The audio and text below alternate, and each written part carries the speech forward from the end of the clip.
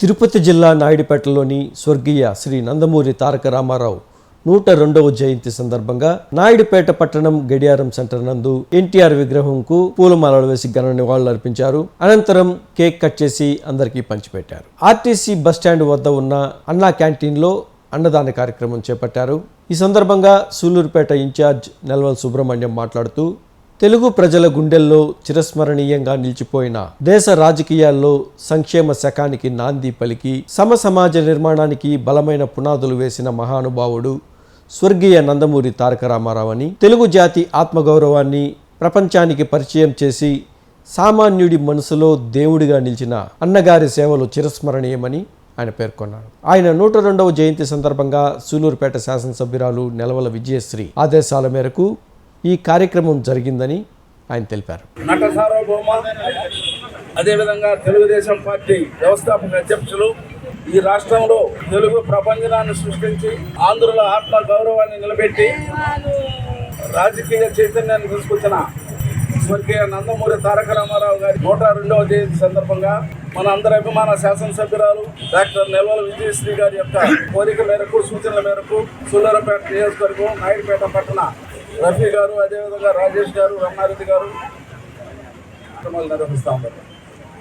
భారతదేశంలో స్వాతంత్రం వచ్చేదానికి గాంధీ మహాత్ముడు ఏ విధంగా ఒక ప్రపంచాన్ని సృష్టించి అహింసావాదంతో ఈ దేశానికి స్వాతంత్రం ఏ విధంగా తీసుకొచ్చాడో, అదేవిధంగా ఈ ఆంధ్ర రాష్ట్రంలో రాజకీయ చైతన్యాన్ని తీసుకొచ్చి ఎంతోమంది బడుగు బలహీన వర్గాల వారికి, ఆర్టీసీ కండక్టర్లకి, చిన్న చిన్న లాయర్లకి, డాక్టర్లకి, ఎంతోమంది యువతకి రాజకీయంగా అదేవిధంగా ఆర్థికంగా బయట తీసుకొచ్చిన మహనీయుడు ఎవరైనా ఉన్నారంటే భారతదేశంలో ఆయన ఎన్టీ రామారావు గారు అని చెప్పి ఆ రోజు సామాన్యులకు అందుబాటులో లేదు రాజకీయం.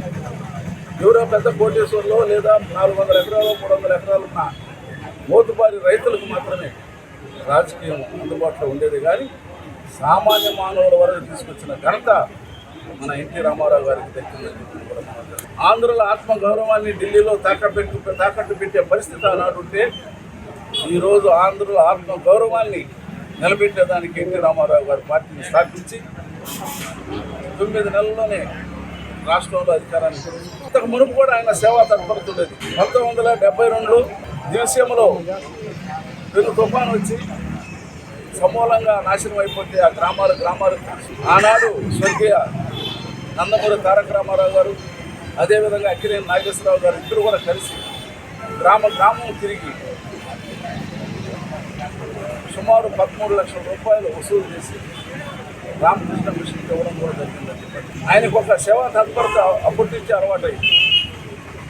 నటుడుగా ఉన్న తన వంతు సహాయ సహకారాలు అందించాలని రాయలసీమలో కరువు వస్తే అంగళ్ళు పెట్టించి అంబళ్ళు కూర్చున్న వ్యక్తి ఎన్టీ రామారావు గారు.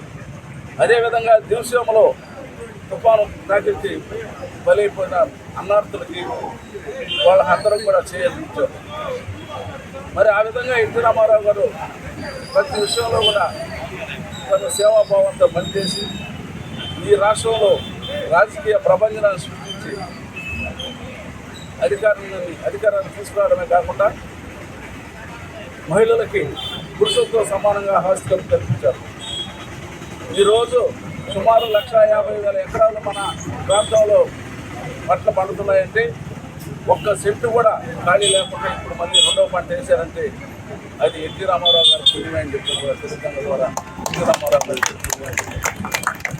మీరు ఎక్కడైనా చూడండి, అది 5వ బ్రాంచ్ కెనాల్ కానీ 6వ బ్రాంచ్ కెనాల్ కానీ 7 కానీ 8 కానీ అన్ని బ్రాంచ్ కెనాల్ ద్వారా తెలుగు సాగునీరు అందించి తెలుగు ద్వారా మరి ఈరోజు వ్యవసాయానికి ఉపయోగపడతా ఉంది.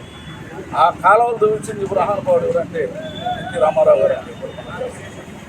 అంతేకాదు ఈరోజు రాయలసీమకే తలమానికంగా ఉన్న సిమ్స్ హాస్పిటల్, అదేవిధంగా పద్మావతి యూనివర్సిటీ, ఇవన్నీ కూడా ఎన్టీ రామారావు గారు తన ఆలోచన మేరకు పెట్టిన విధానాలని చెప్పి ఈరోజు టీటీడీలో నిత్య అన్నదానం కొన్ని వేల మంది భోంచేస్తున్నారంటే పేదవాళ్ళు, అది ఎన్టీ రామారావు గారి ఆలోచన మేరకు జరిగింది. మరి ఈరోజు మన ప్రియతమ ముఖ్యమంత్రి, అదేవిధంగా తెలుగుదేశం పార్టీ జాతీయ అధ్యక్షులు నారా చంద్రబాబు నాయుడు గారు ఆయన బాటలో పయనిస్తూ ఆయన కానీ ఆయన కుమారుడు నారా లోకేష్ బాబు గారు కానీ తాత ఇచ్చిన ఆశయాలను కొనసాగిస్తూ ఈ రాష్ట్రంలో తెలుగుదేశం పార్టీకి తిరుగులేని విధంగా తీసుకొస్తా ఉన్నారంటే మరి వాళ్ళు ఇద్దరు కూడా తండ్రికి తగ్గ తనయుడు లోకేష్ బాబు గారు ఈరోజు యువతకు ప్రాధాన్యత ఇచ్చి మరి కార్యకర్తలకు ప్రాధాన్యత ఇచ్చి కార్యకర్తే ఈ యొక్క పార్టీకి ప్రభుత్వానికి అధినేత అని చెప్పి ఒక నినాదంతో ఈరోజు నారా లోకేష్ గారు పోతున్నారంటే ఆయన కార్యకర్తలు ఎంత గౌరవిస్తున్నారో ఒకసారి ఆలోచించాలని